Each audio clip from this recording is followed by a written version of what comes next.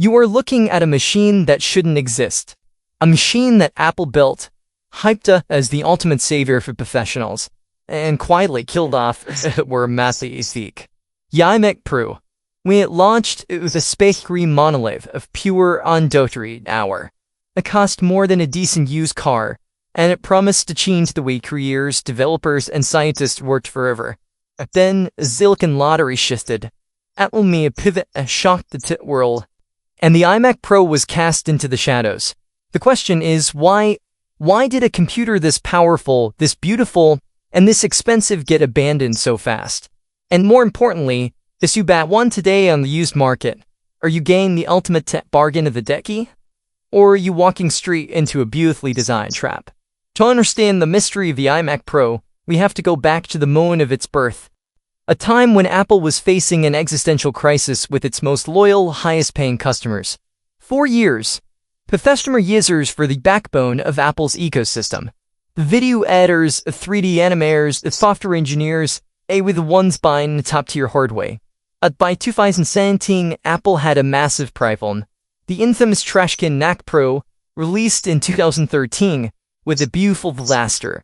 It was thoroughly constrained and costable to upgrade, and professionals were abandoning macOS in droves for powerful, customizable Windows PCs.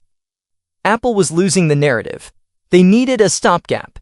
They needed something so visually striking and computationally devastating that it would force the industry to stop and look. Enter the iMac Pro. It took the familiar, elegant silhouette of the standard 5K iMac and dipped it in a sinister, exclusive space gray finish. Even the accessories, the magic keyboard, the magic mouse, the trackpad were blacked out. It looked mean. It looked dangerous. And under the hood, it was an absolute monster. Apple didn't just put standard desktop chips inside this thing. They crammed server-grade Intel Xeon W processors into a chassis that was only 5mm thin at the edges. We are talking about 8, 10, 14, or even 18 cores of raw processing power running at massive clock speed. To complement that, they packed it with up to 256 gigabytes of ECC RAM, error-correcting memory designed to prevent system crashes during massive days-long render jobs. For graphics, they collaborated with AMD to create custom Radeon Pro Vega 56 and Vega 64 graphics cards with high-bandwidth memory. On paper, it was a masterpiece. It was a supercomputer hidden inside a display. When you booted it up, the gorgeous 27-inch 5K Retina display blasted your eyes with a billion colors at 500 nits of brightness.